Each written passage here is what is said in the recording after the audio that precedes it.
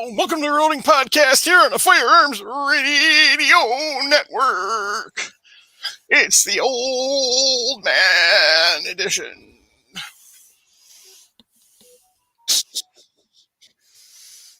Definitely. Two days older than God, and then there's one over here that's 3 days older. That would be you.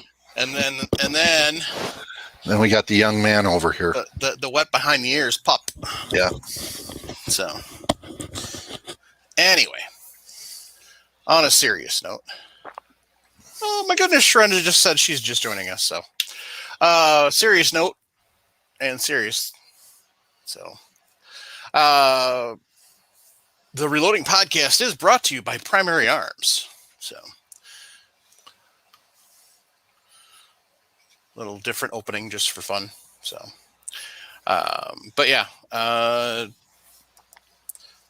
the usual just wasn't going to do it tonight. So, unfortunately, it didn't turn out as well as I thought it was going to. So, sorry, everybody, for it not sounding as good as it should have.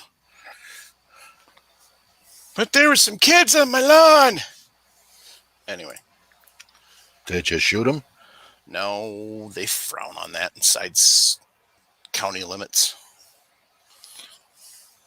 You could use a slingshot and sting him with a BB, and look at that. We got ghosts in the channel. Good evening. How'd that shoulder? It's running fine. That's good. It's a nice hat you got there. I love that. I love how it spins like that.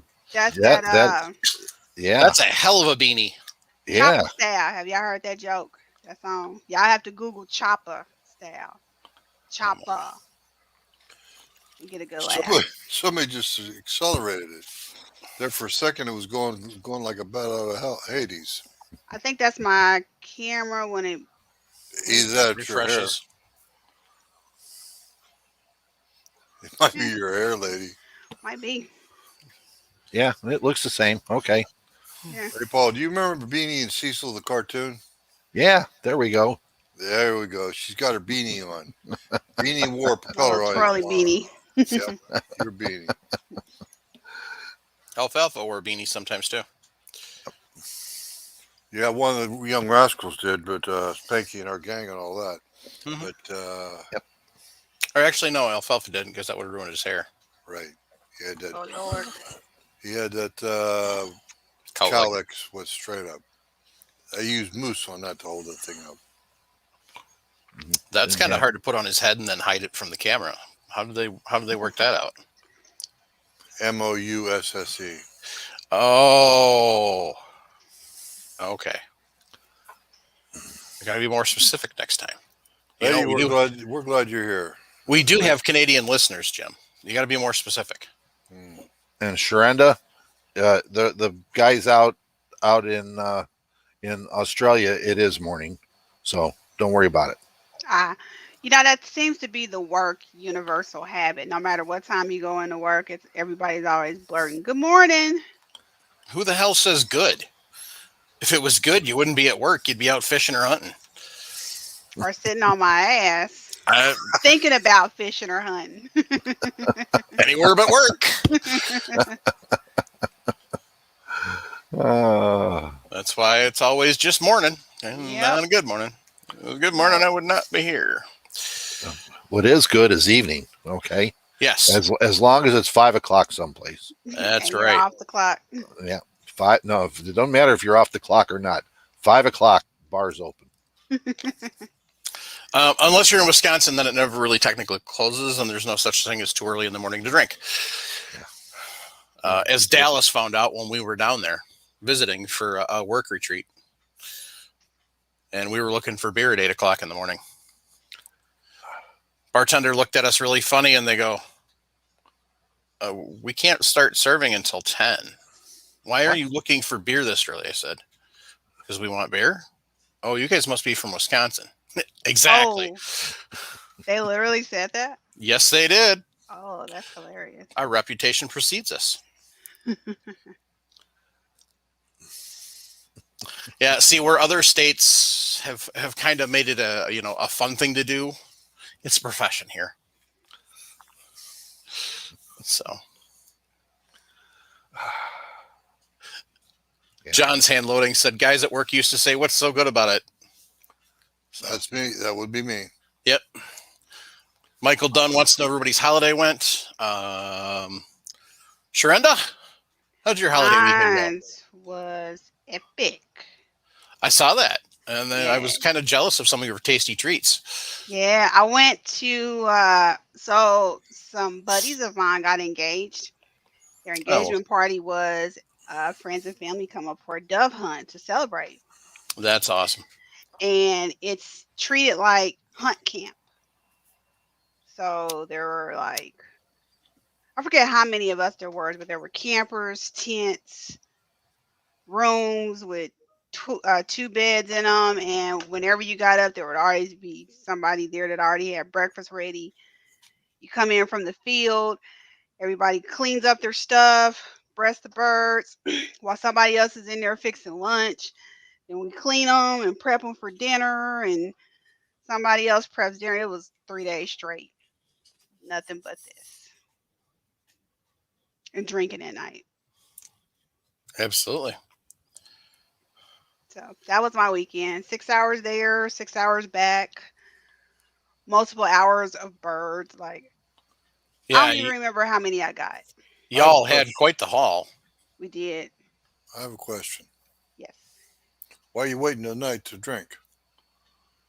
Because I don't have a very good tolerance for alcohol. So, I mean, I still get tipsy off NyQuil. So, and I don't even think I drunk. Actually, I think I just had Coke the whole time. And not the kind you sniff, but Coca-Cola the whole time I was there. You mean carbonated soft drink? Yeah.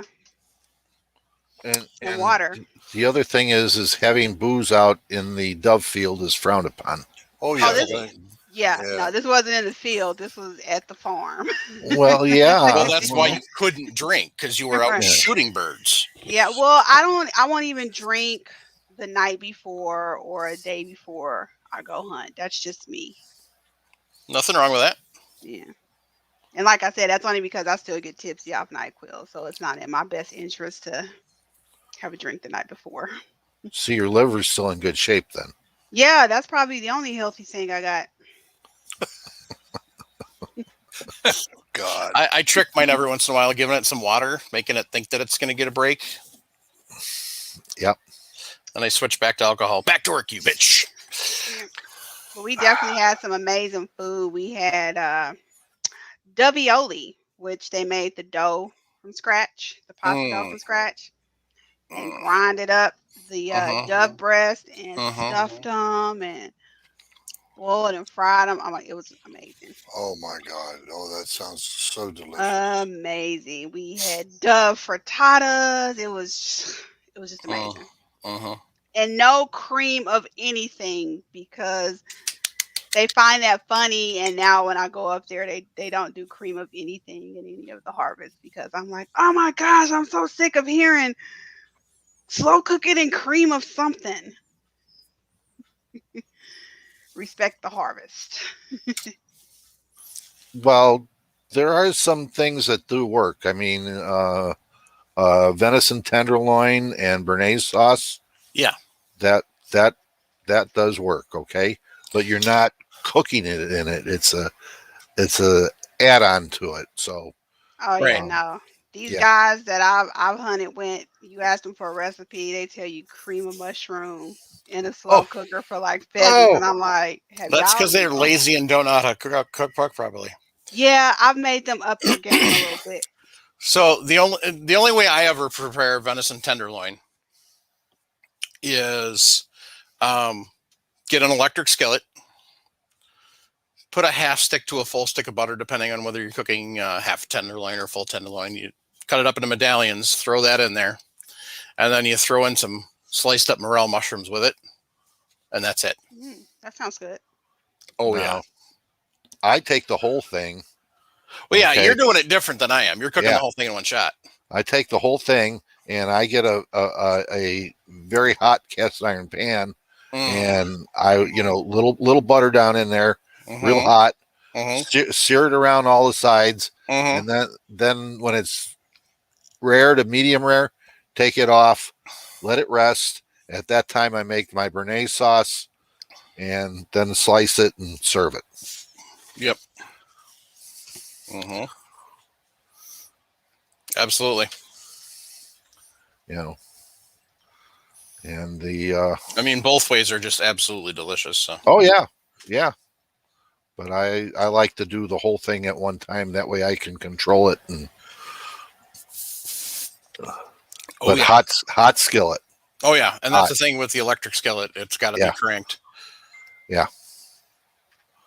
When I'm doing that electric skillet's cranked. It's to the point where when you throw the butter in, you better get that venison right behind it. Otherwise, your butter is going to turn brown real quick. Yeah. So. But Yep. yeah. Oh yeah. Yeah. So.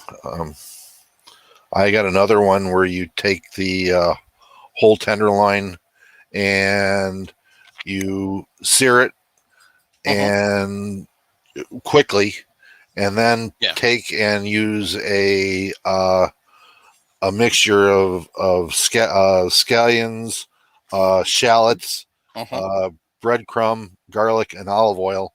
Put it around that, and make a crust out of that around it. Pat it down, then put it in a 500-degree oven for about 5 minutes, and that will make a nice breaded crust on it. And okay, I'm making myself hungry. Right.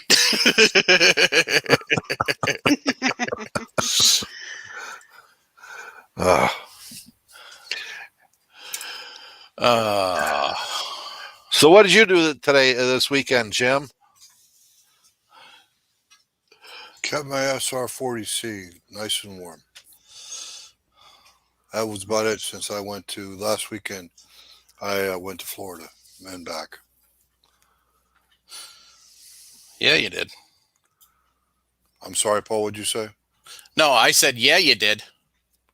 Because you commented on that on the weekly thread. Yep.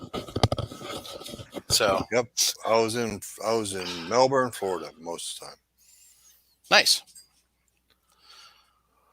How was the event? Was it fun? Yep. Good. It was my grandson's 18th birthday party. Yep. I was there 2 days after he was born, and I was there 18 years later. Awesome. There you go. Thank you for thinking of it, Mike. Appreciate it. You bet. Family's important. Yep. This was the weekend for one of my niece's wedding. How's that? So that was an interesting one. So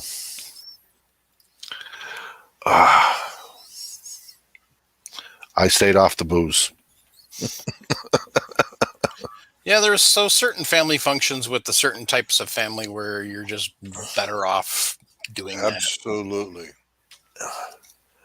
The only alcohol I had the whole weekend, I did buy a Foster's Premium Lager.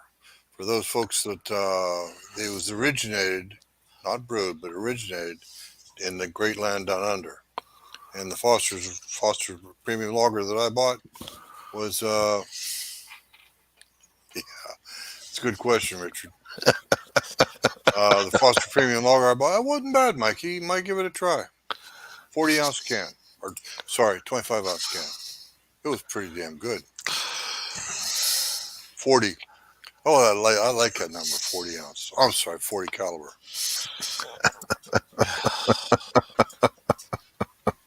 Some of us out there don't have the strength in the wrist to do anything except pipsqueak calibers.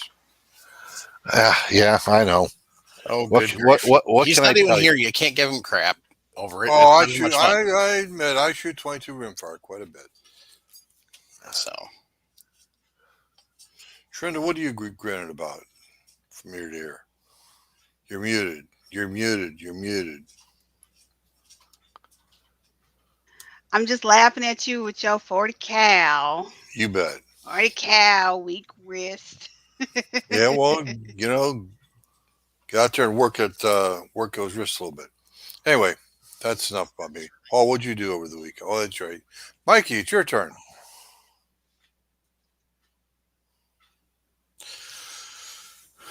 Yep, my turn. So, oh, good grief.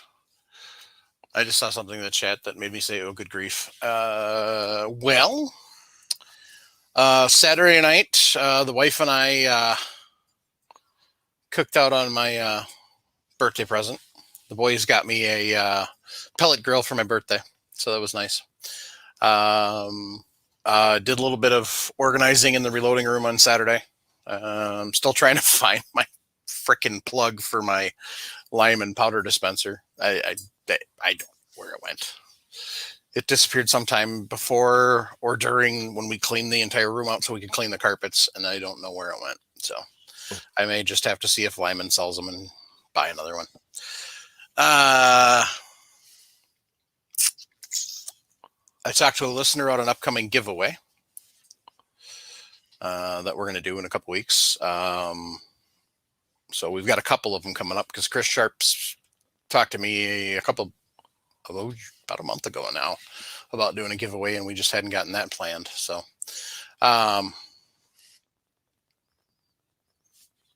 then the usual assortment of Cabela's. So,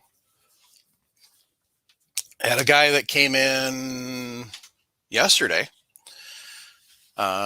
He picked up a 40X in 6mm Remington. Wow. And then a Model 70 in, I don't remember what caliber. But we were sitting there talking, and he's talking about 22-250, and he says, yeah, I've got one of those. I want to get shooting it again, but I don't have some of the stuff I need to load for it. I said, well, let's go see what we got. So we had the dies. And then we also had the 6mm Remington dies, which was pretty impressive. Wow. And then I also sold him a Hornady lock and load single stage kit. So that was fun because we actually have a couple of those in stock, and I got a Lee turret kit, no primers. So what did the 6mm go for? I don't even know, honestly. Oh wow. 40, Okay. 40X. Yeah. I bet you it's 8 to 1,000, maybe more. Yeah. Should be more. Yeah, it should. I don't remember what that one was priced at. We actually had 3 40Xs in at one point in time in the last month.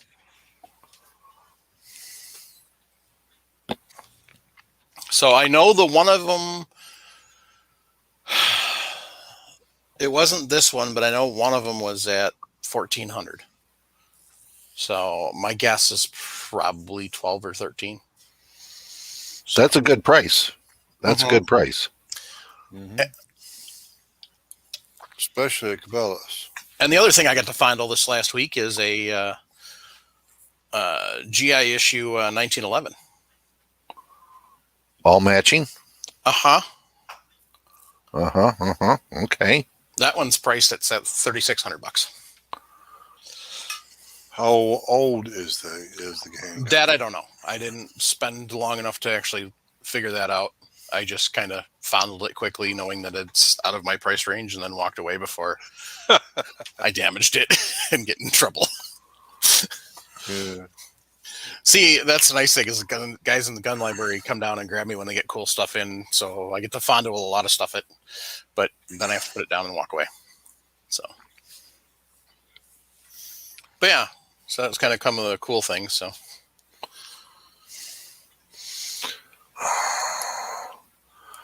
Yes, it is based on the 7mm Mauser case, and it is a very nice deer cartridge and a varmint cartridge.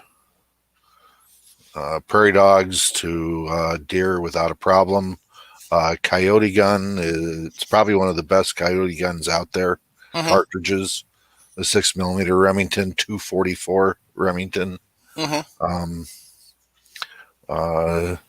244. If it says 244 on it, you guys are limited to 95 grain bullets. Mm-hmm. If it goes to, if it says 6mm, you can go up to 100, 105s. The 1 in 9 twist rate is good for that. On that, We actually had some 108 grain in stock. So you got to be careful though, because it's only a 1 in 9 twist. Usually, to go to a 108, you got to go to a 1 in 8 or 1 in 7.5 twist for those, because those boat tail bullets are longer in the 6mm Remington. Just how it works out. see, Jim, I know the truth about Foster's. That's why I didn't say anything, because I was waiting for that comment right there. Vem Jam. Foster is like river water. No one drinks it down here. Well, sorry, but it was. Think of it like Steel Reserve. That's kind of the same idea. That's why it comes in a big can. Yeah.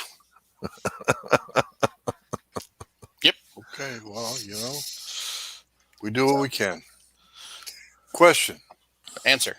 Isn't the 30-06 cartridge also based on a 7mm Mauser cartridge originally? No, sir. No? No, sir. Nope. The action is based off the Mauser action, right? Which got Springfield Armory sued by Germany, but the cartridge, no. Okay. What is the parent cartridge of the 30-06, or is it the parent? It is the parent. So JMB, John Moses Browning, all sing Hosanna. Actually, cartridge? technically, 1903 A3 and all that. Technically, the 30-06 is the second cartridge of that. 3003 Correct. the first 30-03. one was the first one, but what they did is they took off a little bit off the mouth of the case, but it is the parent cartridge. Yes, you can start with that and work from there, but no, they did not. U.S. Ordnance Board, when they developed it as a completely new cartridge. Yep. Okay, well, there are a couple differing comments here. One from Jorgen Reagan. He says that the 30-06 is 8mm Mauser inspired. Well, yeah, it is. Inspired, okay. Yeah, but it's inspired. Like you said, like Paul said, it was a brand new cartridge. So the 30-03 basically got them almost the same performance as an 8mm, but it wasn't good enough. And so then they took the 30-03 and made it into the 30-06, which outperformed the 8. So okay. But the reason that, like I said a couple minutes ago, the Springfield action was basically a carbon copy of the Mauser action, and that's one of the reasons that the 8mm Mauser was an inspiration for the Odd 6. So okay, thank you. Mm-hmm. I knew there was a similarity, but I wasn't. I don't know where Nick and Ray are when we needed them for military information, but what the heck? So running slack. Yeah, even though the 30-06 is its own case, technically, you will find sources that list the 30-03 as the parent case. So, just because somebody's going to bring that up at some point in time. And it had to be 30 caliber. Yep. So. And that was because U.S. Ordnance had to have 30 caliber. That was their round. Yeah, because of the Craig. Well, yeah, the Craig, and also because of there's this affinity for 30 caliber in the American mantra as far as the 30-30. and 3040, and there were a bunch of other 308 caliber guns that came up, and the U.S. Ordnance said that was the most efficient round that they could come up with.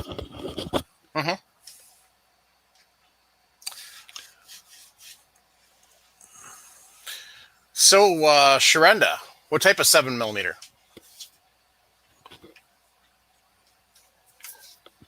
You said you borrowed a 7mm to test out. I did, but because I'm still hunt camp drunk, I'm drawing a blank. So let me peek right quick. So is that a 7x57, or is that a 7 rem, or a 7 super ultra mag rem?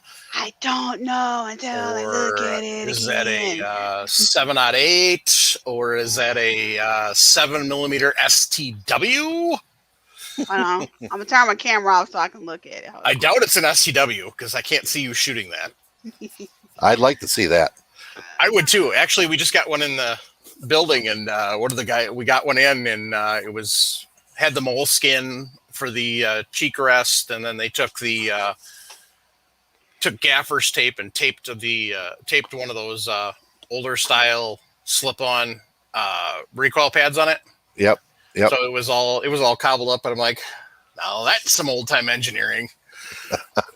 So the barrel says 7mm Remington mag. Okay. 7 RM. Okay. Okay, 7 mag. Okay. Mm-hmm. I was thinking 7 rum. Like, no, she doesn't want to shoot that. I think I've got some 7 rem mag around here somewhere. I don't know. I got all kinds of it somewhere. Yeah, but you have a rifle deal with it. I don't. Oh, okay. Well, and you it's know, a Ruger M77 Mark II. Yep. Yeah. Yep. Nice.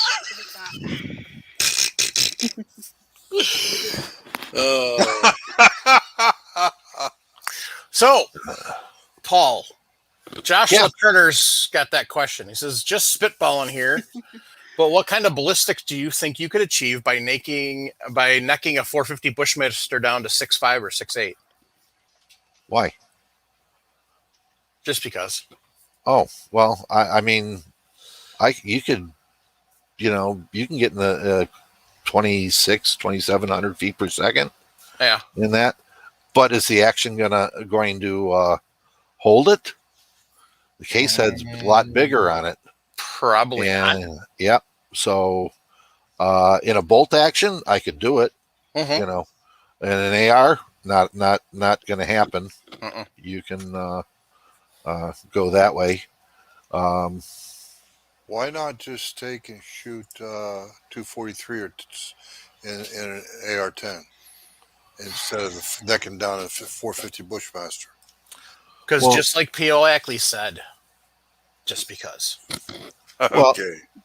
The 450 Bushmaster goes into in a regular AR-15, not into a 10. So you're dealing with just a little bit different magazine because of the feed lips, but you can get away with regular AR mags. But you can't. The case head is so much bigger that it has a problem with pressures after a while. Yep. So bolt thrust and all that kind of good stuff. So, but in a bolt action, I can get it up to I could say I get it up to 26, even higher. But you're limited by pressures of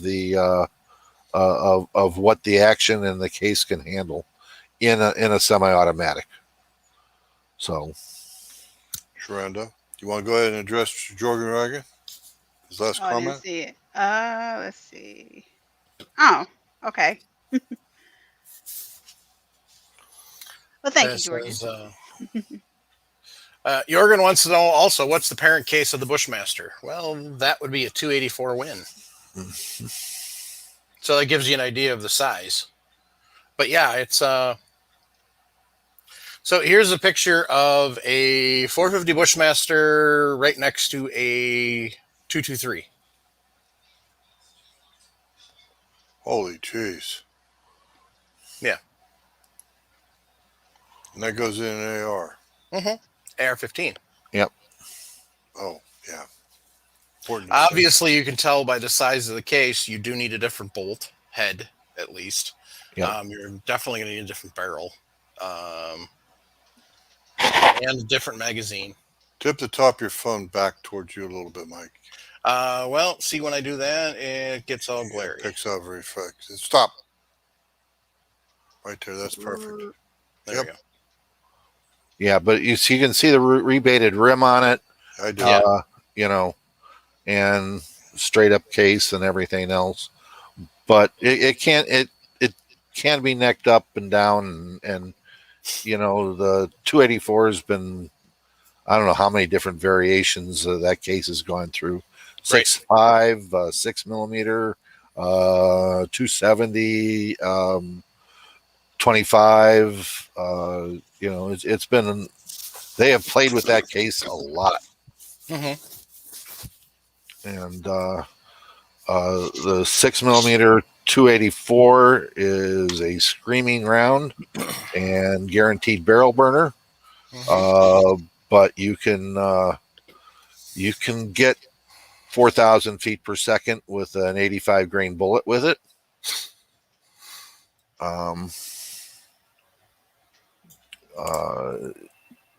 In a bolt action, of course, but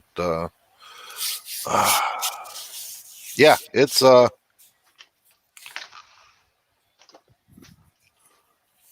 So a bit nuts has a comment. He says, "Has everything not been necked up, necked down, shortened, squeezed, and massaged?" No, it hasn't.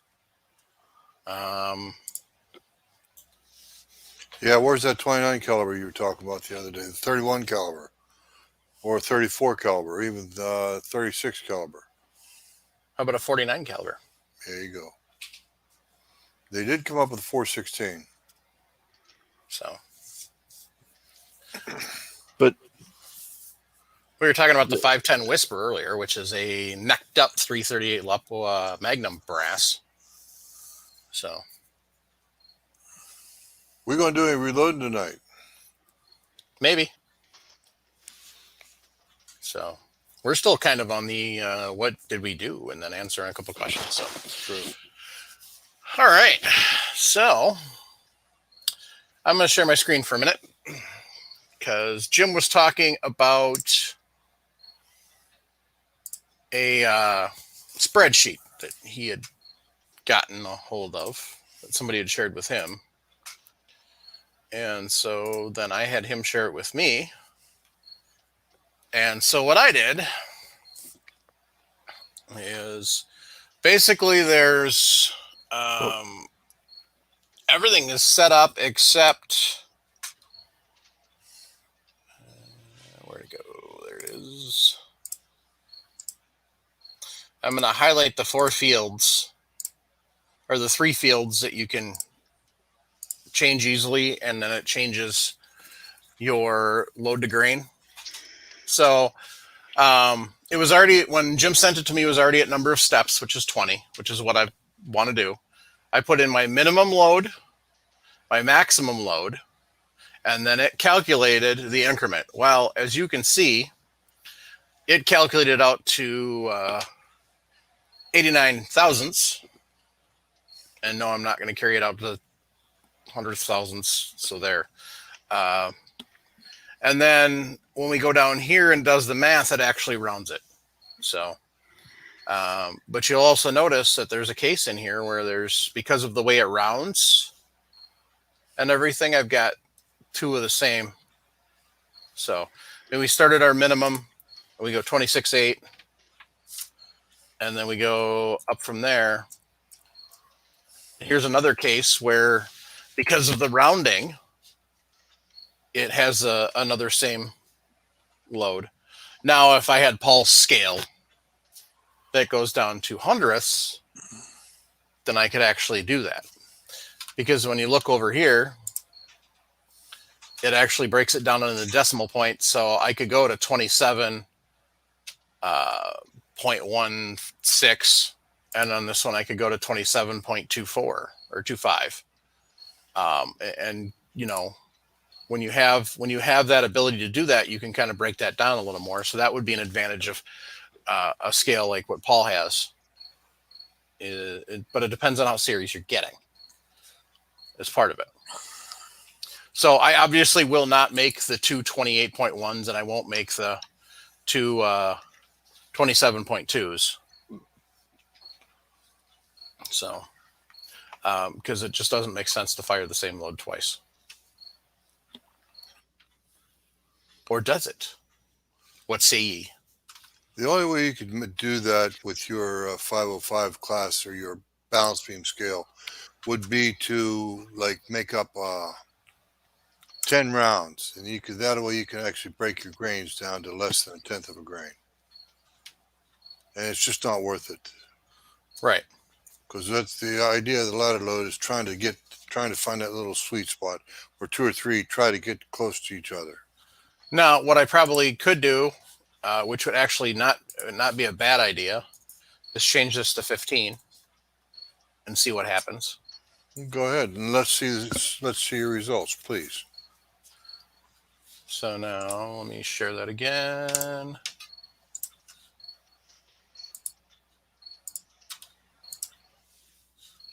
So now I changed the number of steps to 15. The increment changed. And it gives you your tenth of a grain here, and then it gives you your exact here. So like I said, if you're using a fancier scale, then you want to use this column. So now some are jumping by 1/10, some are jumping by 2/10. So your actual increment is 12 hundredths of a grain, which is pretty fine resolution. Mm-hmm. And if anybody wants a copy of this, all they got to do is get a hold of me. I gave my email address last week. Here it is again, Fleming. Or email the podcast, and now I've got a copy that I can share too. Yep, that's fine too. Whatever you want to contact. Whee! Oh boy.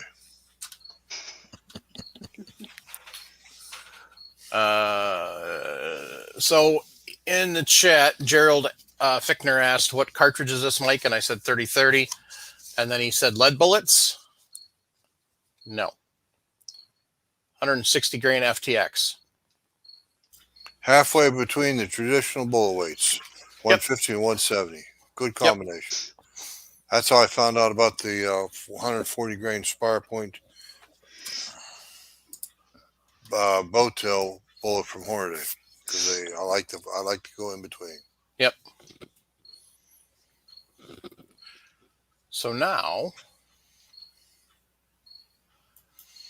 normally you can do this with a digital scale, and it's pretty easy. But so here's a question.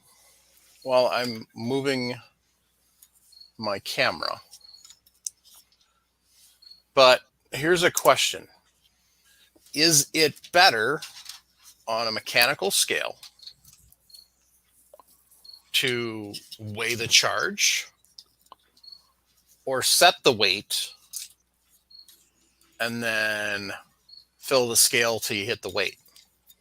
You mean like by trickling in, correct? Mm-hmm. Paul?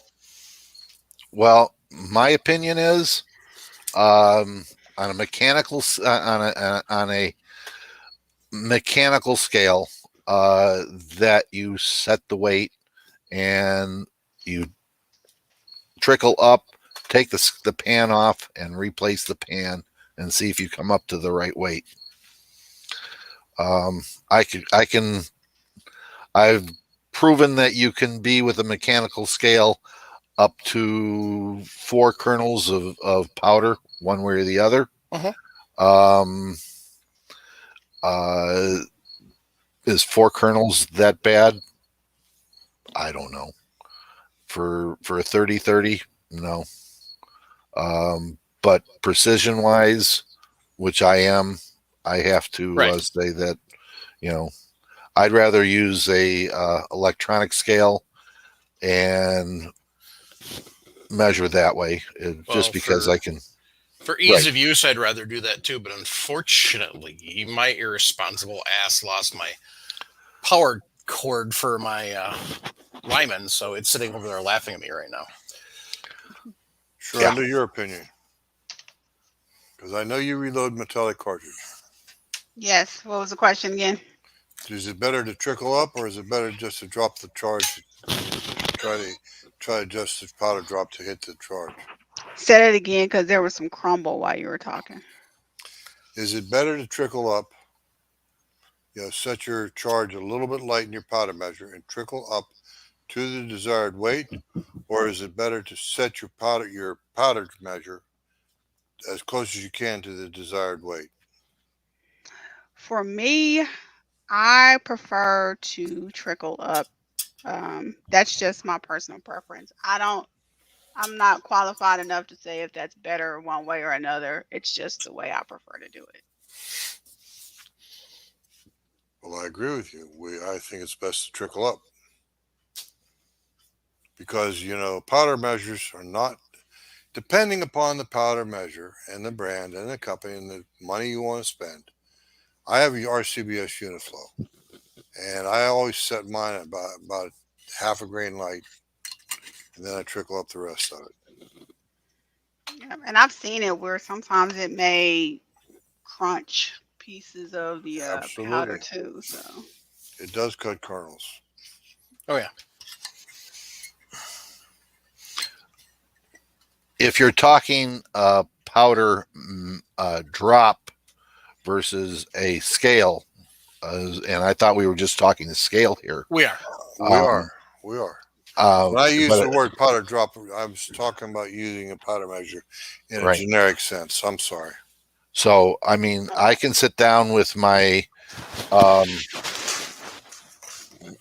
with my my powder drop, which is a herder's, and I can dial that in. After I've found a load for something, I can dial that in and be within a tenth of a grain one way or the other. So it depends upon the precision of the powder drop at that point. Right. But to find an accurate load for what Mike is doing, you definitely have to weigh each charge and to be within that 0.2 of a grain or 0.3 of a grain or 1/10 of a grain, depending upon what he's working with. So, yeah, Mike, you're cheating. You're cheating, Mikey. Yeah, I know. Because I over poured. Because I was trying to do it fast instead of doing what I should have done, which is get the powder trickler out. Yep. So remember, you can trickle with an empty bottleneck case. Yep.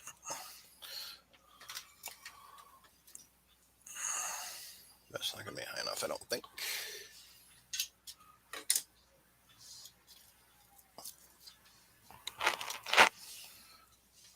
But why do that when I have a fancy Reading one? Mm-hmm.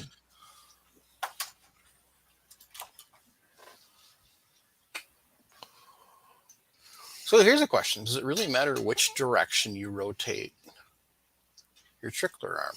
It could. It could. Because one way may give you powder a little faster than the other direction. Mm-hmm.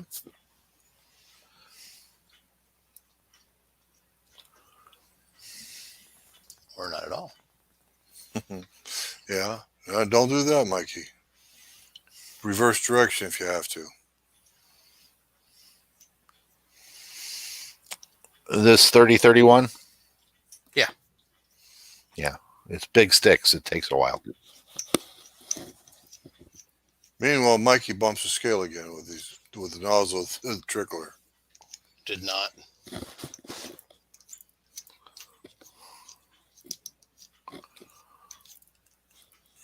I know how to make out an auto trickler.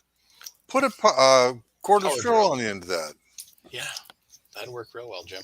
It won't fit in the chuck, no doubt. Oh, yeah, well.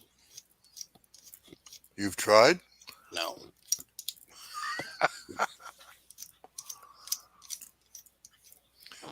Are you still taking notes, Sharenda? Sometimes, huh? Oh, I said yes. You didn't see me flipping my notebook? No, I didn't. You don't Sorry. hear that clicking of the keys? Go ahead, Mike. Oh, he's got a charge. Mhm. And that would be what? What's your starting weight? That is 26 point.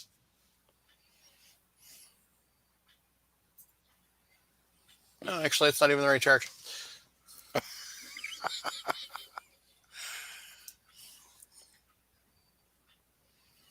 It's 26.8 is the charge that I need, and I put it at 26.1. So we need to move that up and carry on.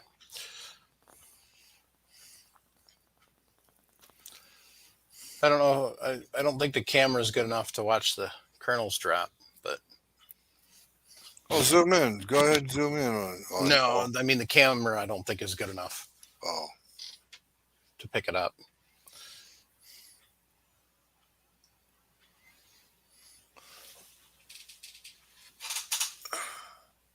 I can see the powder leaving the mouth of the nozzle.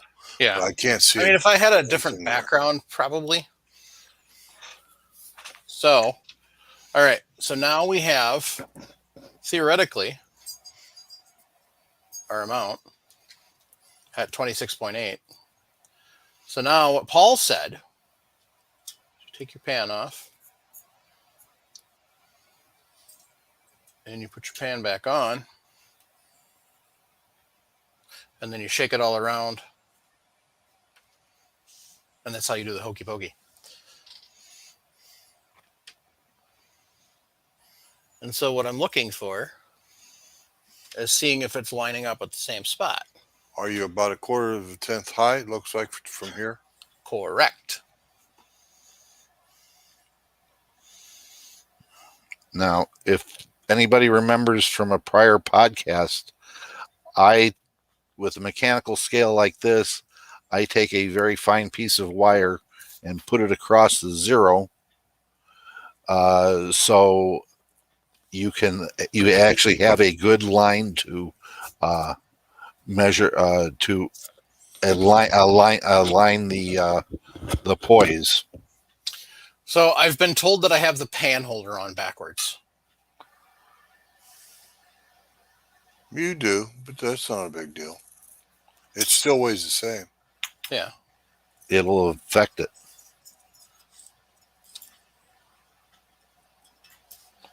So we'll flip it around and see what we get.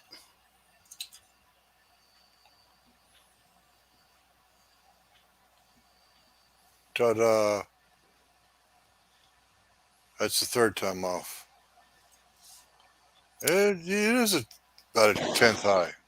No. It's now closer.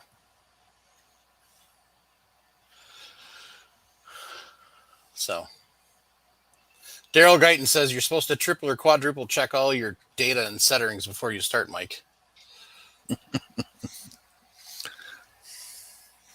So, Lakeview Outdoors says you should have that scale paste on a piece of granite or a piece of glass instead of a book. I don't know. Most people use 2x4s, so.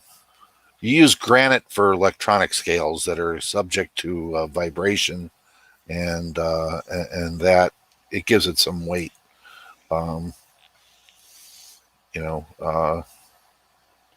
Good piece of granite's $120. I don't know. Mm-hmm. Yep. And then level it. Whereas these don't need to be leveled, but we're still talking a mechanical scale that's affected by dust, by grit. Putting the powder or the pan holder on different. So, yeah. I just think it's funny everybody's trying to guess what the book is. Oh, okay. Yeah, we're not going to tell them. We're not going to tell them.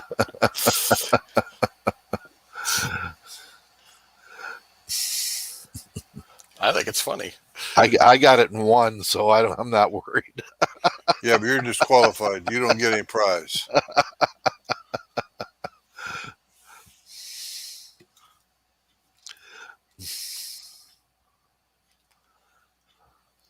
Stop, Mike. You're going to give it away. Okay, gang, there's your hint. So now we're good on the weight. So now we're going to wobble on over here and charge a case. So I have my awesome Lyman aluminum funnel with my 30 caliber bushing. Now, here's the thing. When you're using a block like this, you need to be organized in how you're filling your cases so you remember which one's which if you didn't label them in advance. I typically... Sharpie pen will go a long way. Yeah, I've done that on a few, and by the time I'm done farting around with it, sometimes I rub the case off. Or I rub the Sharpie off the case. So now we have a winner. Yes, we do.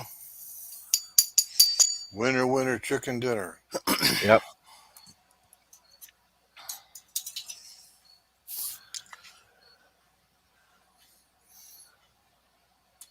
And just like that,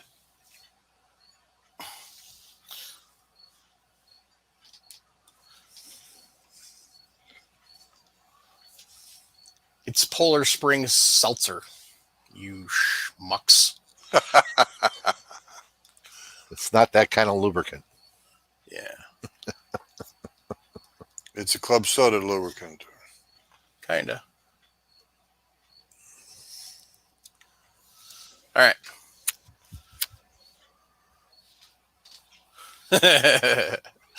So now, next up is 26.9.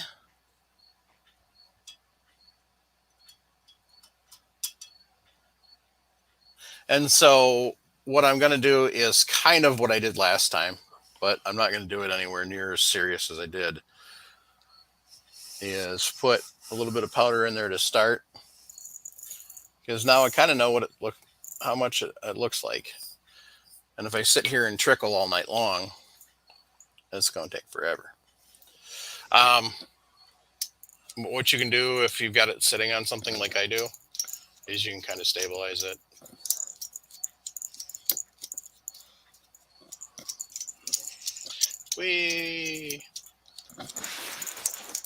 This is the boring part of reloading, kids. So now you'll notice as I'm doing this, the scales actually, the pans actually stop moving, basically. So Lakeview Outdoors said, now see, I just bumped it because I was looking, because I got this set too close. It's LVO's fault.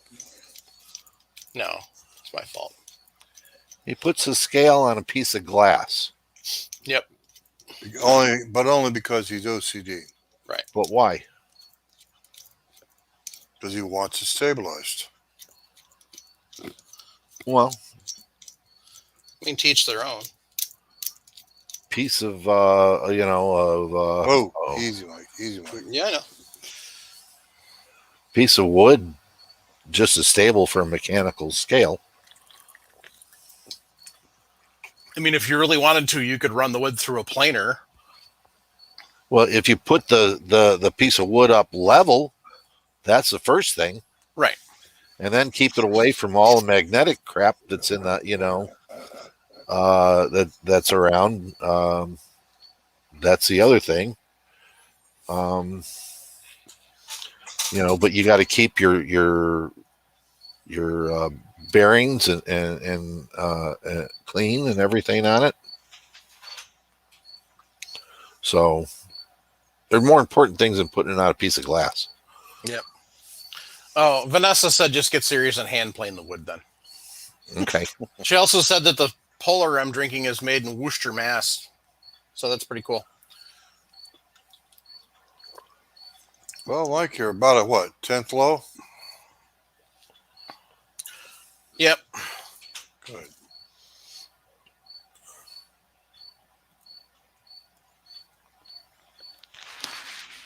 So now is the point when you're that close. Oh my goodness. That you kind of want to trickle literally just one kernel at a time. So here's a question. say you have to choose of being under the line or over the line. Okay, you think that scale is that accurate? No. I know it's not. Okay. But what I'm saying is right now, if I had your little wire extended out, it would be literally 0.5 millimeter under the line right now. Okay. So you want to add a pair of tweezers? You could add a couple of kernels, reach in there and add a kernel and drop it on there. Or if you're good with your powder trickler. Yep. Looks like you hit it, Mike. Ta-da! So now I'm going to take this off. And you don't have to shake it. I just usually do to kind of, I don't know. I guess it's just an OCD thing myself, distributing the weight a little better. Now, the thing you got to make sure is you got to sit here and if you're going to do this right, then you have to wait for the pan to stop moving. Then take a pencil and eraser pencil, and pencil with an eraser on it, and gently reach over and stop the swinging. That'll expedite it at least. If I had one, which I do not.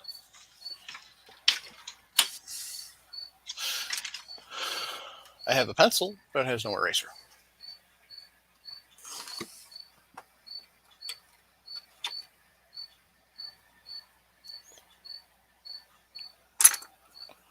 Good.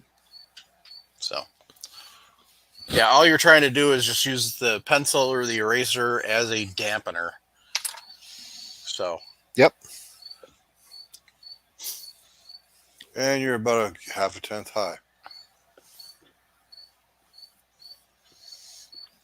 yeah, probably that one kernel. So,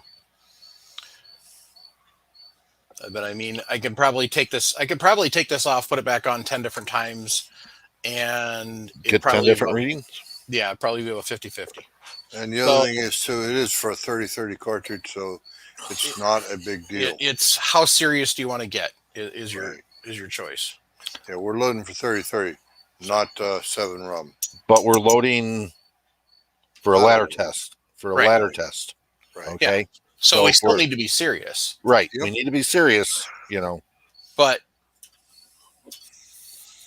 I don't know if we necessarily need to worry about that small, I guess, 2 hairs width that it was off. Okay. I mean, we can agree to that. That's, not a problem. Right. But I mean, now if I'm loading this and it's there, yeah, that's an issue. Mm-hmm.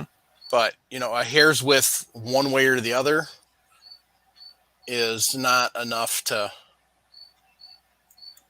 for what we're doing. It's not enough because if I was really that concerned, then I would have the scale that Paul uses that goes down to 100th. And I forgot to change the weight. So we got to go to 27. Now, what you're better off doing, yes, you can go to 1 and make it 27. But what you're better off doing is bringing that all the way back to 0 and then moving that up 1. So, and then we can go back to trickling.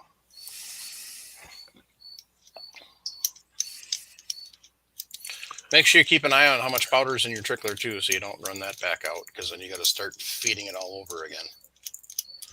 And like John just said, as long as they're consistent, part of consistency is looking at the line the same level from your eye. Correct. I can actually see the kernels.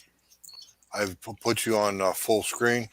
Yeah. And I can see the kernels that way. The kernels leaving the mouth of the tube, and I can see them once in a while dropping glisten and catching the light just so. You got a pretty good camera there, Mike. Thank you.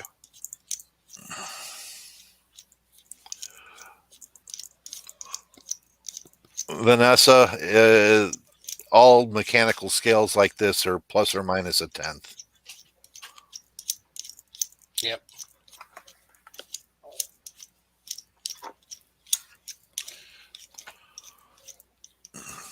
And you'll get to a point where you start slowing down on your feeding because you know it's going to start climbing. Because that's the only problem with the mechanical is all of a sudden it just starts. Yep. Sits there and sits there and sits there, and then when you get that close, then it starts to climb. So That's the reason why I trickle quite a bit of the charge. There you go. Overcharge. yep. Now see, this is where I wish I had Paul's tweezers, but I don't have any tweezers because I haven't found a pair that won't crush. Just grab a pinch. Between your cheek and gum. I'm not going to say where my mind went. Copenhagen. What a flavor. 1/10 of a grain, Miss Kitty. She's asking if it's 1/10 of a grain or 1/10 of a gram. Yeah, 1/10 of a grain. Grain. 1/10 of a gram is a lot. Yep. And John's hand loading, small groups at 1,000 yards or small groups at Prairie Dog at 600 yards. Okay. Accuracy is where that comes in. Yeah. So it depends upon where you want to go. Vanessa Kitty wants to know, does anybody use a lab spatula to handle small amounts in and out of pan? No. That's an idea. Or a butter knife even. No, it's not precise enough. Well, it would probably fall off the end of the book. Mikey, you got Lee Scoops and Lakeview Outdoors just gave you a good idea. Oh yeah, I know. I know the scoops work great, but they're in a tote. I didn't feel like digging them out. No, I mean it's if you okay, I didn't know that. No, that's what he's talking about is to pour powder, not right, or to take a grain or two out. Not so much. Yeah. So John's hand loading said, "What are you trying to do? Begin with the end in mind." So I mean, that's kind of what's your end goal? What are you trying to do? We're trying to do a ladder load here, John. Okay, that's what we're trying to do, and so we're trying to be accurate enough so we can develop a load from our ladder load. Yep.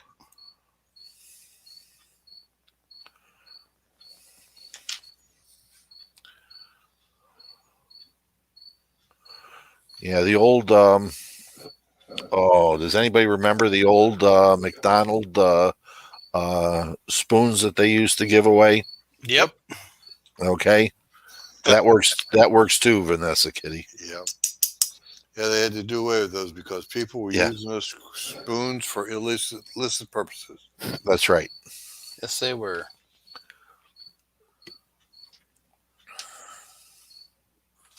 Murphy's ladder.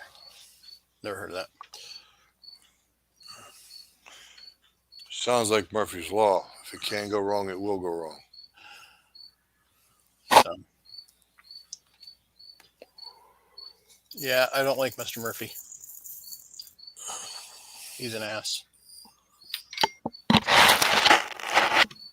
Whatever you're gonna, see, like I grabbed the powder scale out of my Hornady GS 1500 scale because I know how well it pours. So I mean that's the thing. Whatever you're gonna do, you just gotta make sure it's gonna work.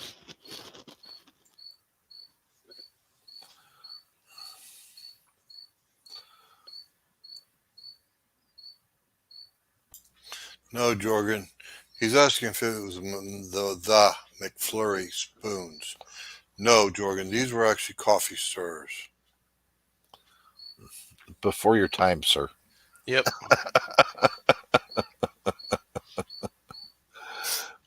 Yeah. It was an 80s thing. Yep. No kidding. Yeah. They work great. So.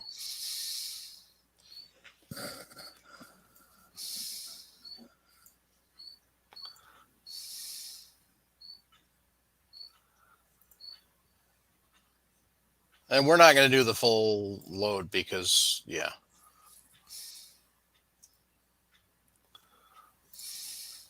That would take forever. But I just wanted to do 3 of them to kind of get you an idea of how you do it with a manual scale.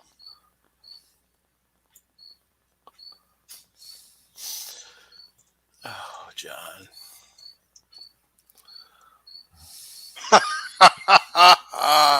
Took me a minute.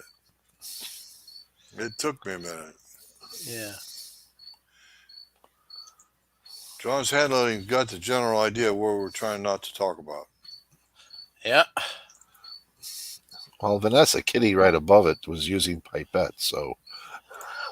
Yeah, no kidding. Oh my, you boys are rotten tonight. But in all seriousness, the nice thing about the lab spatulas is they do have a little bit of a scoop to them. So you can use it to actually pick out a couple of grains.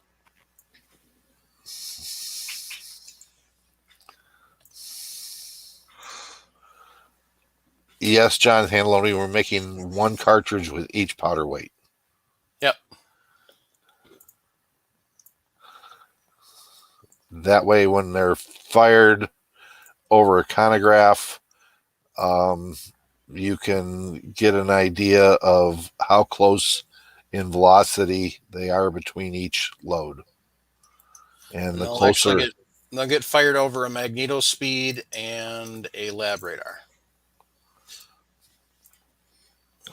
John's handling. The other thing is too, Mike is working with roughly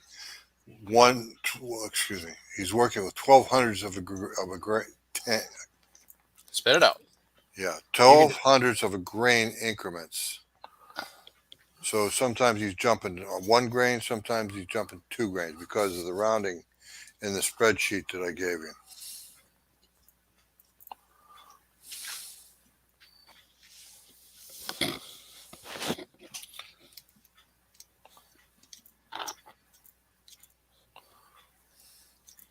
So yeah, this is kind of just time consuming. And for those of you who will listen to this later, audio, basically I'm just sitting here with my Redding powder trickler, putting a couple of kernels in at a time. Starting to jump, Mike. I know you in case you weren't looking. So, and it's a challenge because you have to keep your eye on the powder trickler in the pan, but you also have to keep an eye on the other end of the scale to look for movement. Mm-hmm. So.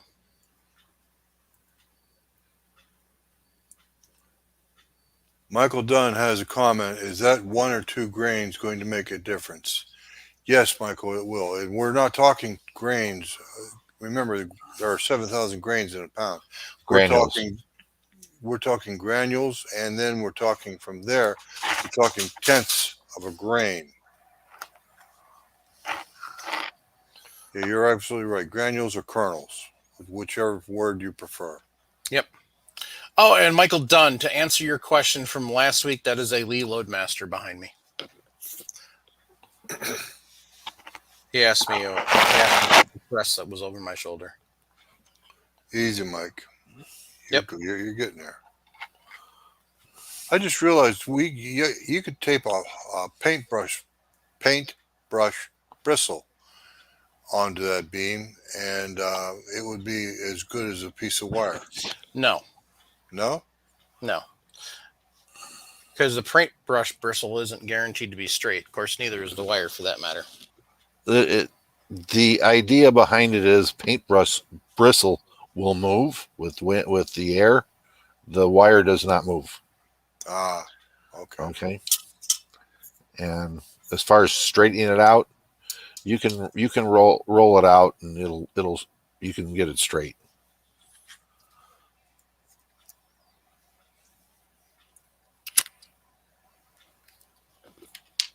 You're tad high this time, Mike. When you took it off, put it back on. You're tad high. Looks like. 1. I have actually taken a small chip of wood, then cut it in thirds with a pair of fingernail clippers, and we're talking probably no more than 20 thousandths of chip of wood, and I've actually weighed it in my scale. So literally, that was 1 kernel that I just took out. 3031 though, big kernel. Yep. So, Miss Kitty, it's the idea behind the wire is to take and give you something that reaches over and covers up or matches it, covers up and mates up with the fine lines that are out there on the 0 point. It's to extend the 0 point from the scale needle to the 0 needle. Yep. Or 0 line, I'm sorry. Yeah, so basically what we're talking about is removing that gap.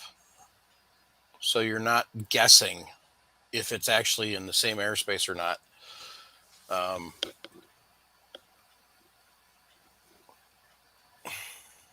That's good, Mike. Yeah, you're making sure that that gap isn't. So, yep. Yes, extend the needle over the line itself. Yeah. Yeah, so what Paul's talking about is not putting the wire on this side. Yep. Putting the wire on this side. So that way it's over here. The only drawback to that is you're actually changing the weight of the balance beam. Yeah, but you're still going to zero out the scale. Yeah, you're still zeroing out the scale. So You're right. You know, you have to zero the scale out. Doesn't matter. Yep. So. Well done, Michael. Well done.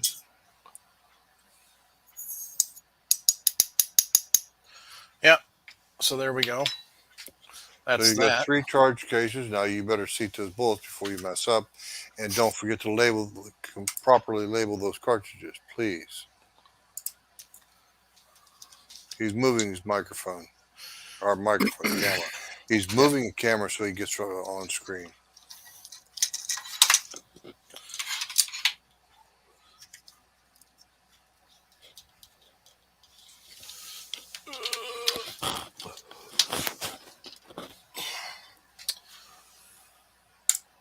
So actually, that was for demonstration purposes. I am actually going to do the whole entire charge later, all 20 at one time, and then seat them all in the same shot.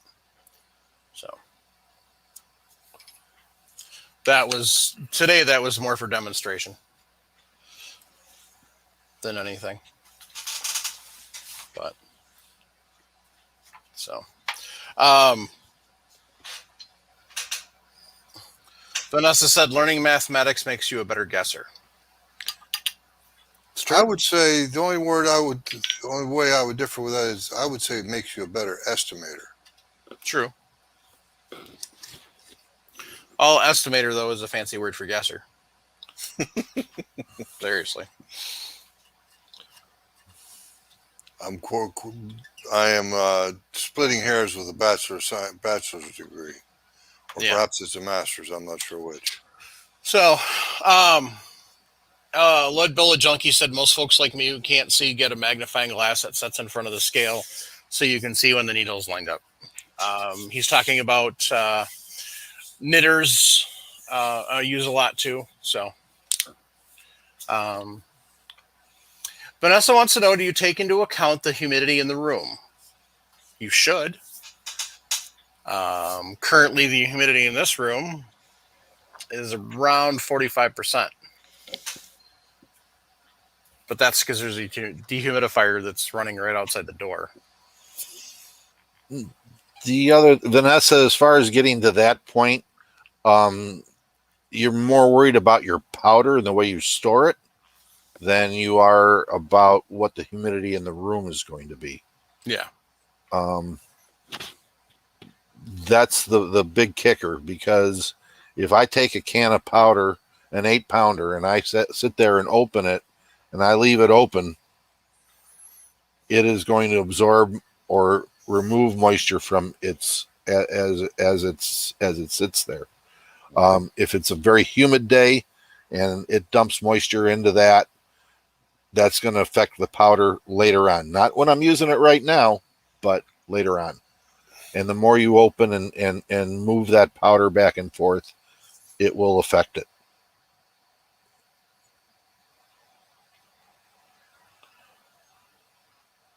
So I was listening to the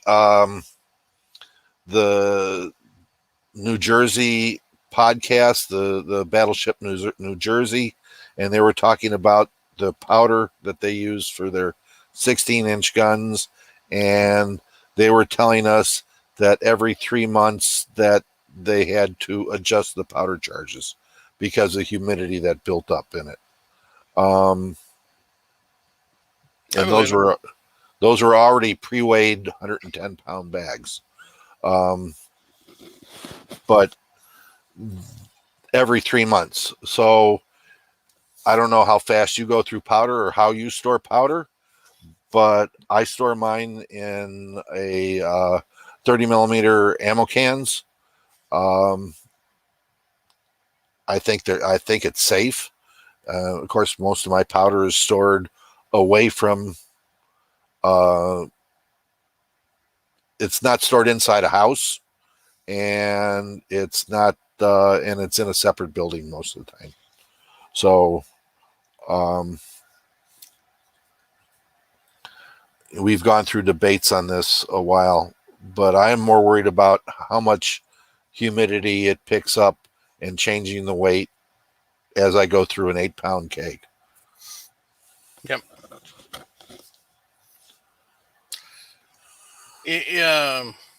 So Eagle Run 23 said, y'all, I'm doing this in a Texas garage. I guess I got to build a lab. No, you don't. Mm-mm. Store your powder. That's all. It's how you store your powder. So here's one of the tips for you. Open your container, dump out what you think you're going to be using, put your cap back on, store it, and put it back into storage. Don't sit here and leave your container open and exposed the entire time that you're building loads. So make sure you seal it back up. And that will help you deal with your humidity. You're not going to have as much of an issue. And Vanessa, Kitty, yes, my reloading rooms are temperature controlled.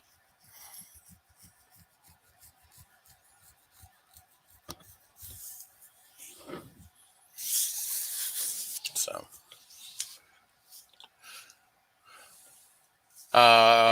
Eccles Reloading Chamber just said, store your powder inside where the air conditioning is out of the where it's air conditioned out of the direct sunlight, you'll be fine. So yeah. Yeah, I mean, you store your powder inside. The only potential issue is your powder could collect some humidity if it's a really humid day and you bring it out. But I don't know. Without studying, I couldn't tell you. Well, you said Lead Bullet Junkie is sitting there telling us that his powder is because it's not getting above 76 degrees, which is right, which is what you want. That's controlled, right, temperature, the controlled area.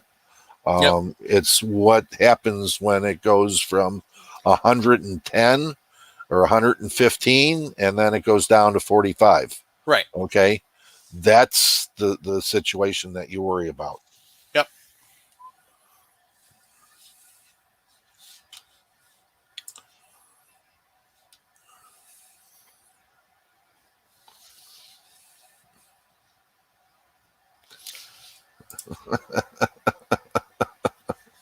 Yes, Corpus Christi is a very damp place. uh,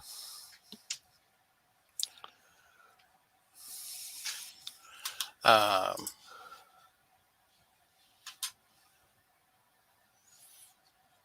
there's a lot of good information in the chat. I'm not going to read everything, so as we'd be there for a while if I'm start reading all of it. So, basic wrap up for tonight though is, little tips and tricks. Powder storage is huge. Powder handling. Powder handling is huge. You don't want to take an 8-pound keg, open it up, have it inside in a 70 degree air temp, and then take it out to your 95-degree garage and crack it open and leave it open.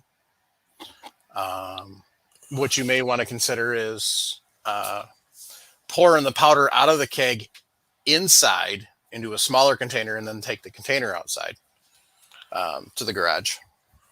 Because obviously, even fans of the podcast know that for the first 7 years of this podcast, I was out in the garage. So, and I'm in Wisconsin, so we get plenty of 80% plus humidity days. 80, and don't forget, Mike's been out there when it was sub-zero. Yeah, outside he had a little heater going. Mm-hmm. So, matter of fact, you've done the podcast out there like that too. Yep. Bundled up with gloves and a winter coat and stocking hat on. Mm-hmm. So, but yeah, it's a lot of planning and forethought. If you don't have the ability to have everything all in one spot, so.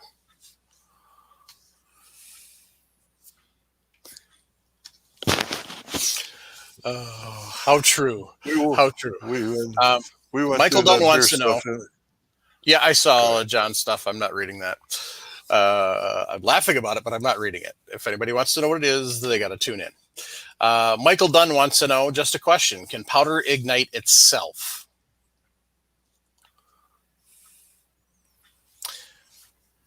No. Smokeless powder? No. It has to have an ignition source. It takes a lot to ignite smokeless powder. I have actually tried to ignite it with a ball peen hammer. All it does is just smash and ruin the kernels. Yeah, if I had like two pairs of tweezers, I couldn't sit here and rub two extruded sticks together and start a fire. Maybe cordite. Cordite looks like spaghetti in a tube. Yeah. So, Vanessa Kitty said only with some extra chemical, perhaps. Well, that's just it. That answers the question. Can powder ignite itself? No. You're introducing a third a chemical of some kind, a second substance. So that's exactly what we do, though, Mike, is we introduce the priming compound in the primer through the flash hole into the ignition or combustion chamber of the cartridge. Anyway. Eagle Run 23 wants to know, outside of a bench rest competition situation, can we prove / confirm that humidity is actually affecting your load? Yes. Yes. Yes. If you load up cases in, different temperatures, different humidity rates, they will.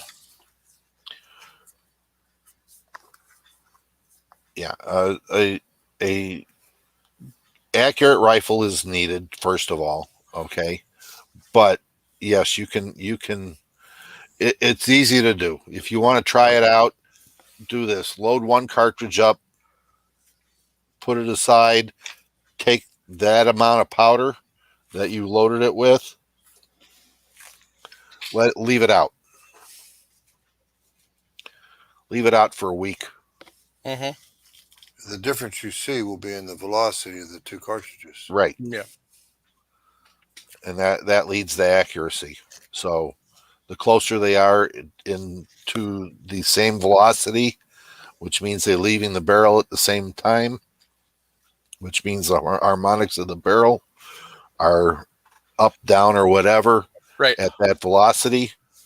That's telling you where the, how accurate the bullet's going to be. And Vanessa, the answer to your question is very Yes. simple. Yes. Do you find extreme cold affects To a your point. velocities? Well, you see, the idea, our cartridges run on pressure. And when you heat something up, you increase pressure. When you cool something off, you decrease pressure, thereby affecting velocity. However, if you are using one of the newer powders that is specifically designed to be temperature insensitive, then you mitigate that to a point. Right. I mean, that's why I said why I said mitigate instead of remove. Right. I the biggest thing I can say is that I use a lot of H4895 and I use a lot of RL15. Yep. Okay. RL15 is very temperature sensitive. And if I'm shooting in cold weather, it's slower. I'm shooting in warm weather, it's faster. 4895, H4895 is one of the powders that they have that is what are they called? But it seems to hold the velocities closer. Okay. Yeah. If I'm on a prairie dog town, RL15, I can tell you I can get 30 to 50 feet per second without a problem faster in cartridges and in the hot weather. And 4895, I may only see 10 or 15 feet per second. Yeah, it definitely can, and it definitely can be a bigger variant depending on what type of powder you're using, so, and how temperature sensitive it is. So, John's hand loading. What do you consider a large shift, winter to summer? That'd be curious. So, yeah. Eagle Run says sometimes the weeds come deep and fast on this stuff. I can't quite make sense of 20 to 30% humidity swing meaning much for a hunting or training load. Are we talking unsafe or inaccurate?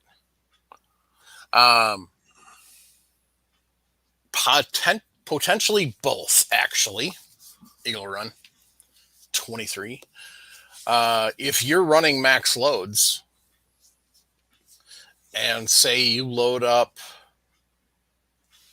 and you load up in cold weather and you do your pressure testing and you don't have any pressure issues, but then you go out west, say we go visit Arizona, and now we're shooting in 115 degree heat and we leave that ammunition sitting out in the sun, it's entirely possible that you could go from no pressure signs to bad pressure signs. Definitely. So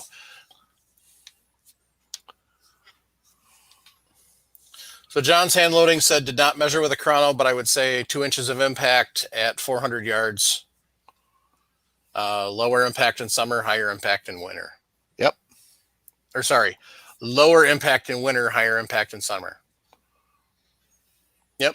Speed difference. Yeah. That's the reason. Stands to reason. Faster speed, the less drop you get, the higher it will be on the target. And it depends upon the temperature you loaded at and lots of other things, but you will see a variation of 2 inches at 400 yards. That's not much. No, that's entirely plausible. I would say that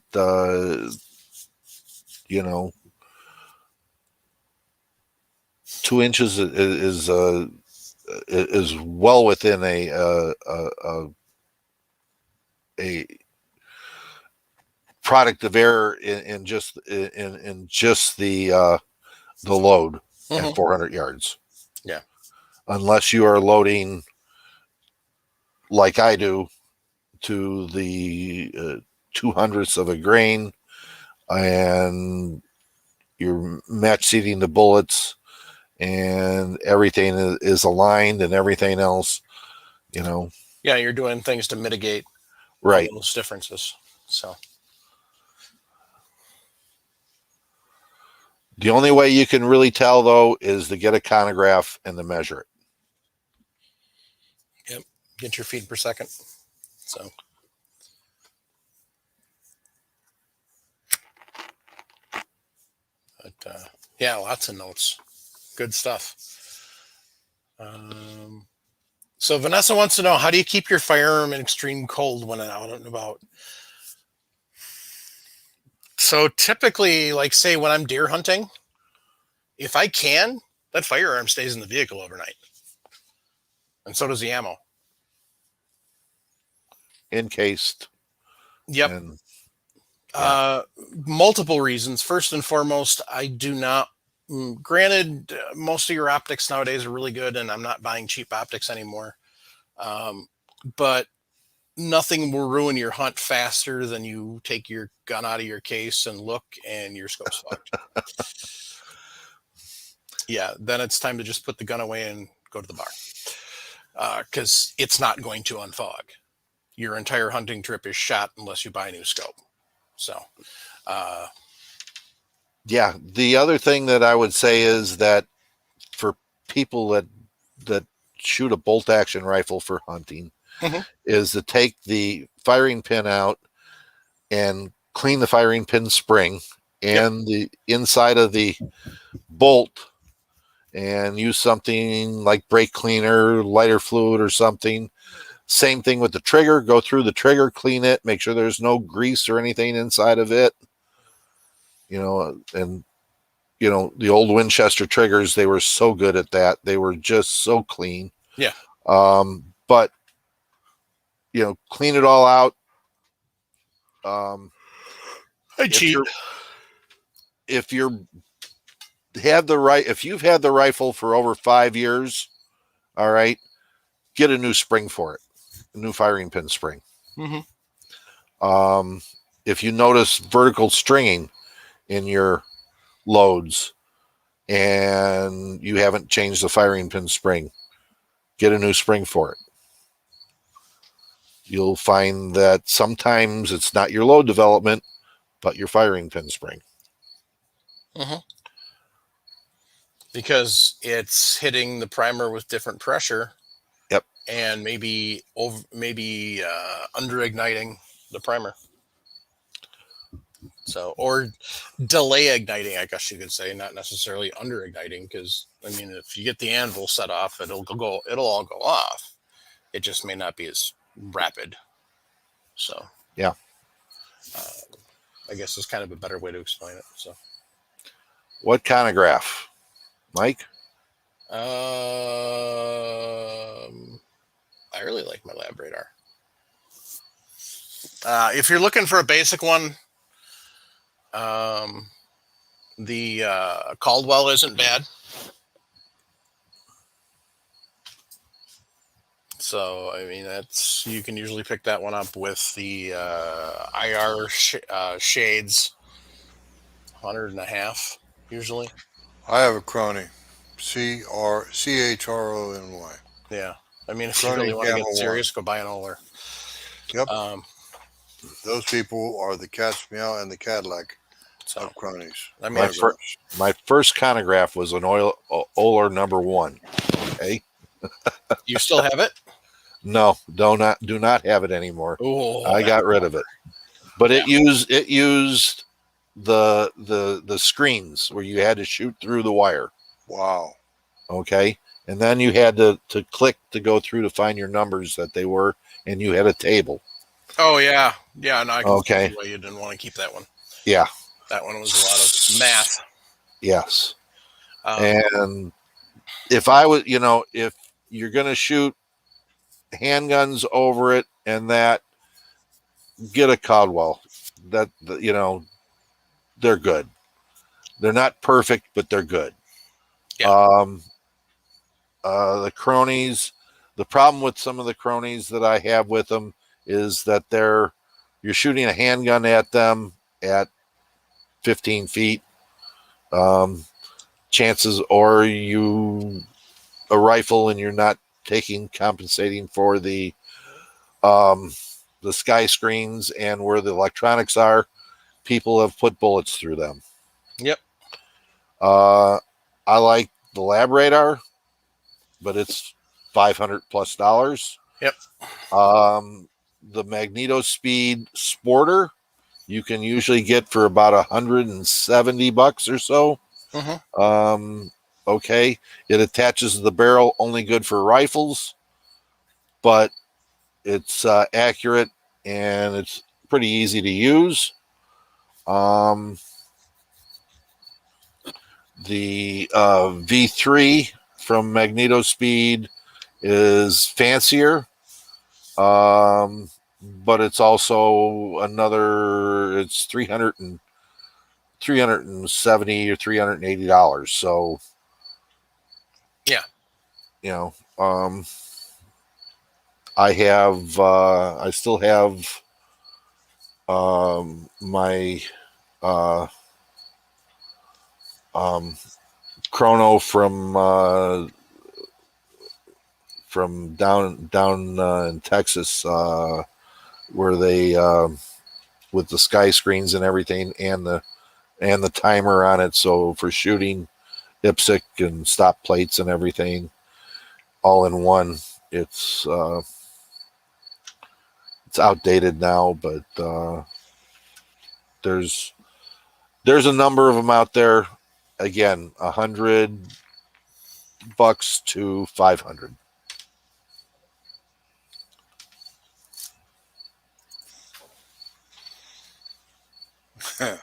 Echoes Reloading Chamber says, you're not a real man or woman until you shot at least one of your chronographs. LOL. I have kissed my chronograph, my crony. I still got the bench sheet metal to prove it. On the top edge, I actually kissed it with a 357 Magnum 158 grain semi-wad cutter. Whoops. Kissed it. Just barely bent the metal. I have seen people put bullets through them and everything else. Jason Trumbo comes to mind. He put it right through the LCD readout. He put it right through the heart of it. Yes, Magneto Speed changes the harmonics on your barrel. Yes. But if all I'm doing is just a ladder test, and I can usually get away with it, all I'm trying to do is shoot 10 rounds to find out if that's going to be the load that I'm looking for.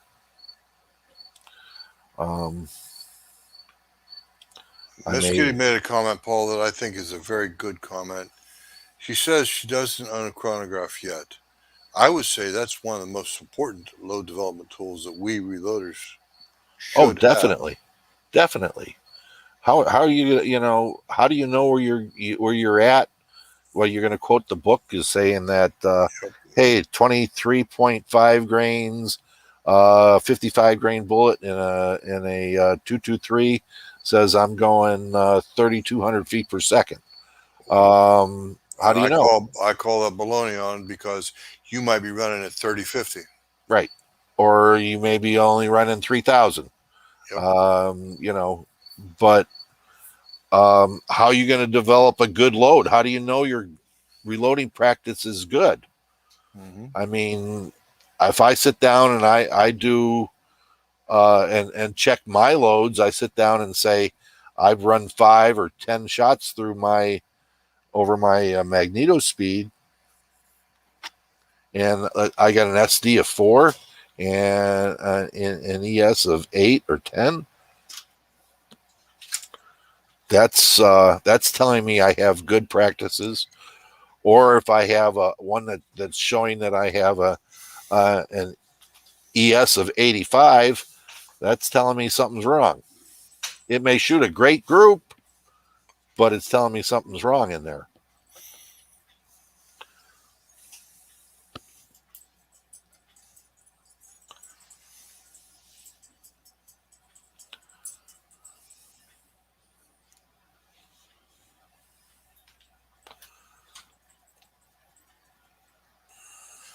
Did you guys answer Michael Dunn's comment or question? How far away are you supposed to be for a chrono?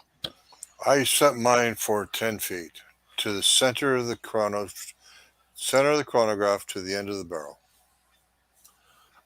You can do 15, 25, whatever it is, but you need to take that into account when you're doing your records.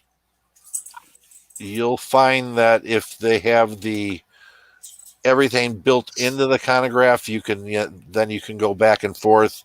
If you have wires that go to your chronograph, you may be limited to the distance of the wires, or magneto speed and radar.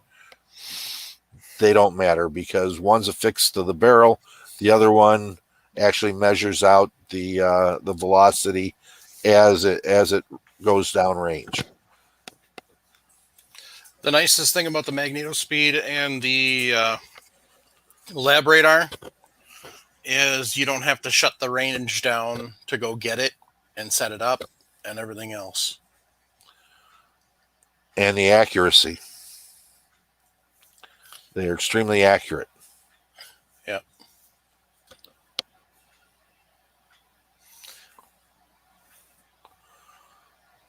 So that goes to reloading chamber. That it would be 10 to 15 feet. Yeah. Yeah, that's what he said. I was supposed to say 10 or 15 feet. Sounds perfect. Yeah, any closer than that, and you're gonna have your eyes picking up powder. So 10, 15 feet is going to be a far enough distance that most of your loads have slowed down enough. So if there was any unburnt powder, it's not going to wind up on your eyes. And the eyes are the actual sensors in your chronograph that are looking up. That's one of the reasons that Caldwell is so nice, Sharenda, is you put the IR kit. You put the IR kit on there, and it shines down into the eyes and makes it even more effective, regardless of whether you're out in a bright sunny day or a cloudy day or you're inside in the gun range. You can actually set your chronograph up inside of a box if you use IR. Yeah, it's and that's called an IR kit. Yeah, I don't know if Jason got it when he got it or if Jason got the basic set. So.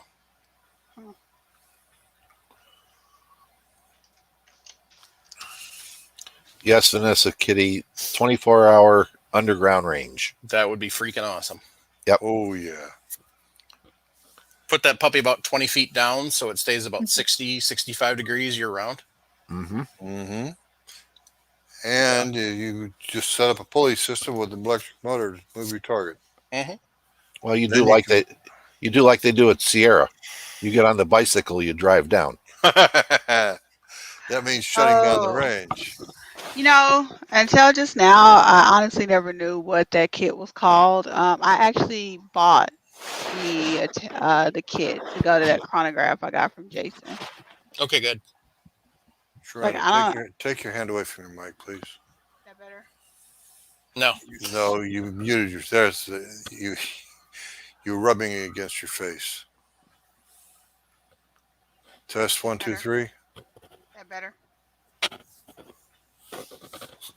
That better?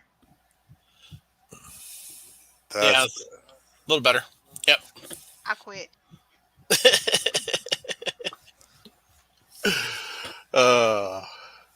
So there you go, Vanessa. She says have Spot the robot do range duties. And they have some large caves in those mountains she lives in. Yeah. That'd be all right. Yep. She doesn't live in the caves, though, right? No. Okay. Well, I don't know about that.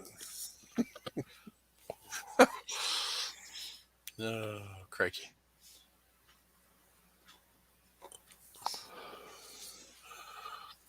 So that'd be fun. Yep.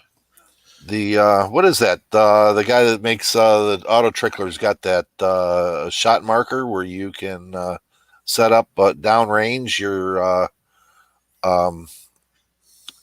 target, and it automatically will by Wi-Fi goes through a tablet, It's Nice. a little expensive, but It's about $600.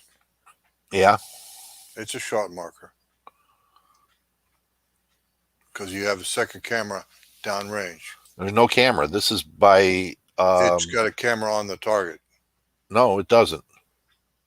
We're talking two different products. Yeah, shot marker is it's got 4 acoustic microphones on it, and you set the range. You set it up down range, and it will show you. My Wi-Fi shows you where the bullet hits, and it also can measure velocity at downrange and everything. Oh, you're talking about the older Model 35 No, Chronograph. That was the older system they had years ago. Somebody's come up with a new product about $600. It's not quote shot marker. I forget what it's called, but they have a camera on the target. You set it up with Wi-Fi or Bluetooth, and it sends a signal up to your tablet with the correct app in it, and it actually takes photographs of where you impact.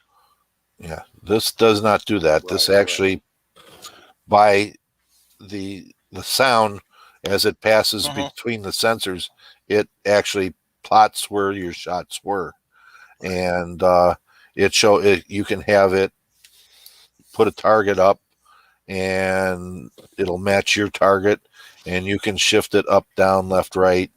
It's pretty nice. Yep. So, Jim, you're probably talking about Target Cam. Thank you. So, thank you. But at any rate, Richard Hall just said he shot a 1,000-yard match with a shot marker even picked up every shot from his 223. So, yeah, I mean, it's a really nice setup. So, I suspect probably people shoot the microphones from time to time, though. That's one of those you got to really make sure that rifle's dialed in before you start playing with it. So, well, it depends upon how big and wide the target is. I mean, Mm-hmm. if you're shooting 1,000 yards, yeah. Well, what size of the targets? They're 6-foot targets at 1,000 yards. Yeah. I mean, your V ring is at 1,000 is 6 inches. So,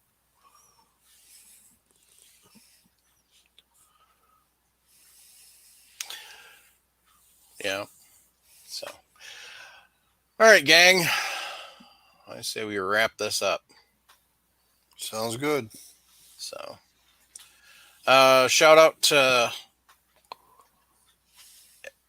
everybody that tunes in live and gives us those thumbs up and comments and everything. I appreciate everybody that tunes in to the audio podcasts as we get them posted. We're working on that, so that's a work in progress. It's just a matter of my life got busier, and I don't have as much time to edit as I used to. So I'm working on hopefully a solution to that. So Jason's in the middle of moving, so he should be joining us a couple weeks. Travis was supposed to be back this week, but I'm not sure what's going on. So, but I'm. Never mind. Travis's laptop has a really noisy fan, so he's working on getting a new computer for that. So that's right. We chatted yesterday. So. Make sure you swing over to Primary Arms and check them out. They're actually starting to get a lot of Hornady reloading stuff in stock, including bullets. That's right, projectiles. So make sure you swing over and check them out. Plus, they've got pretty much everything else you're looking for as far as firearm stuff goes. If you want to build yourself an AR, an AK, or you're looking for other fun stuff. They've got some ammo in stock. They've got stuff for your concealed carry needs, optics, all sorts of shooting supplies. They've got duty gear if you're law enforcement or that type of thing. So they've always got a sale going on something. So make sure you check them out. That's primaryarms.com. Also, we have not gotten the new patch from Patriot Patch Company yet. So hopefully that'll be next week. Bullseye Camera Target Systems, LLC. Yep. Yeah, here's a thumb drive with their name on it. Anyway, go ahead, Mike. So I was just chuckling at Pamela Earp. She says, y'all have a great night off to Instagram Reels. Yeah, you got to watch out for that. That's a time suck. Yep. But some of them are fun. Somebody sent me one. There's a tornado chaser. So that's some interesting, fun stuff. Closer than I want to get to a tornado. I'll tell you that. So anyway, next week, I don't know what we're going to talk about yet. We'll figure it out, though. And Cartridge Corner will be back next week. So on that note, keep your brass shiny. Sharonda.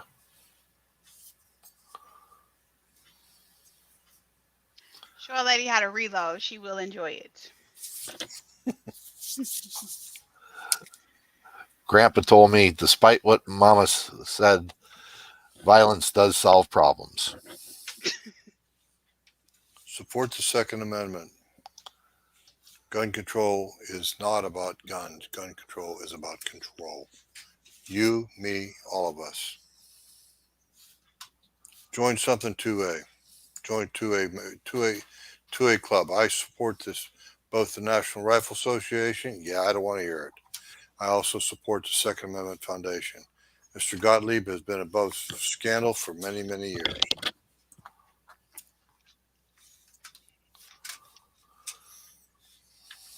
Anyway. Yeah. If you need to reach out to somebody, 1-800-273-8255, suicide prevention hotline. Make sure you reach out. We need you here. So,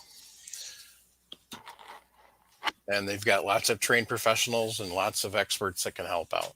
So make sure you give them a call. Thanks, folks. Good night.